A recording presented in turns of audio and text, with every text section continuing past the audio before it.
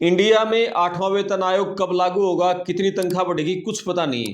लेकिन अमेरिका ने H1B वालों की तनख्वाह बहुत अच्छी खासी बढ़ा दी है। दो खबरें हैं, दोनों H1B वर्क परमिट से जुड़ी हुई हैं। यूएस डिपार्टमेंट ऑफ लेबर ने H1B वीजा नियम और प्रीवेलिंग वेज सिस्टम यानी वेतन आयोग उसमें बहुत बड़ा बदलाव प्रस्तावित किया है। और इस प्रस्ताव के तहत H1B वर्क परमिट पर जो काम करते हैं एंट्री लेवल के कर्मचारी, उनकी न्यूनतम सैलरी 33% तक बढ़ाना अनिवार्य कर दिया।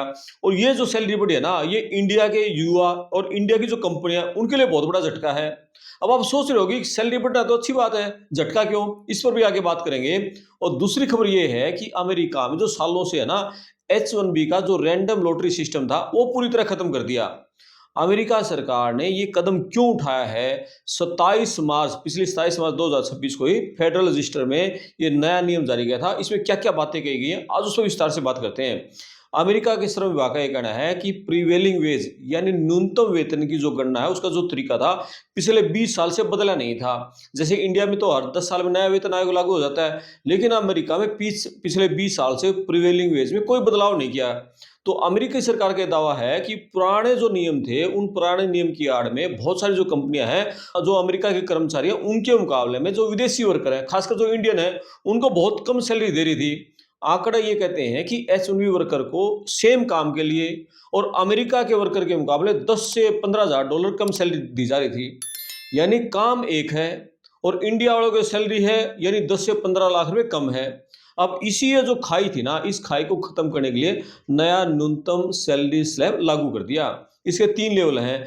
पहला, एंट्री लेवल के जो कर्मचारी हैं उनके लिए सैलरी लगभग थी 73,000, अब 33% बढ़ाकर कर दी सीधे 97,746 से। यानी शुरुआती लेवल के इंजीनियर को 98,000 डॉलर मिलेंगे। इंडिया के मान के चलो लगभग 95 लाख रुपए, 1 करोड़। और यदि आप सिलिकॉन वैली में जॉब कर रहे हो, वहां जो मिलेगी तो समझ लो कि ये जो एंट्री लेवल का है ना, उसको भी 1,62,000 डॉलर, इंडिया के 1,56,00,000 के आसपास है।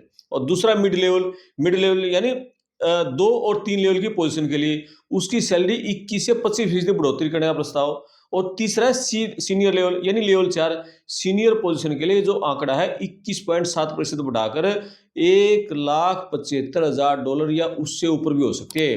यानी इंडिया के करीब 1,70,00,000 का आपको पैकेज मिलेगा। और इस नियम का सबसे दूसरा महत्वपूर्ण पहलू है लॉटरी सिस्टम का खत्म होना। 27 फरवरी 2000 से जो अमेरिका ने पारंपरिक रैंडम लॉटरी सिस्टम है उसको समाप्त कर दिया।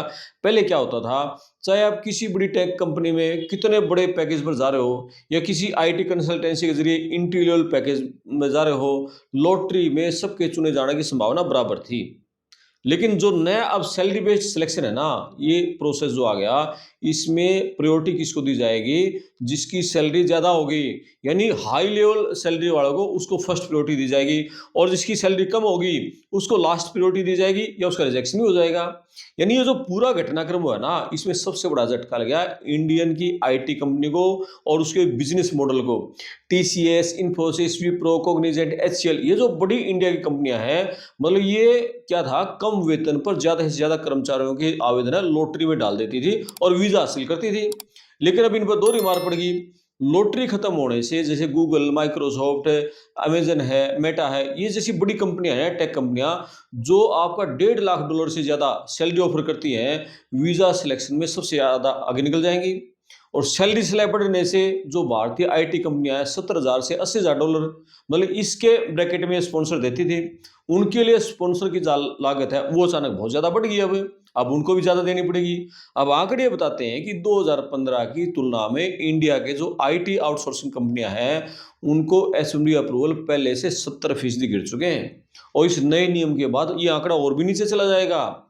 यदि आप एक इंडियन आईटी पेशेवर हैं, स्टूडेंट हैं, जो बीटेक कर रहे हैं, तो आपके लिए सीधा असर क्या होगा ये समझने की बात है। जो फ्रेश ग्रेजुएट्स हैं, युवा इंजीनियर्स हैं, यदि आप किसी भारतीय आईटी कंपनी के माध्यम से अमेरिका जाने का सपना देख रहे थे, तो अब ये रास्ता बेहद मुश्किल हो गया।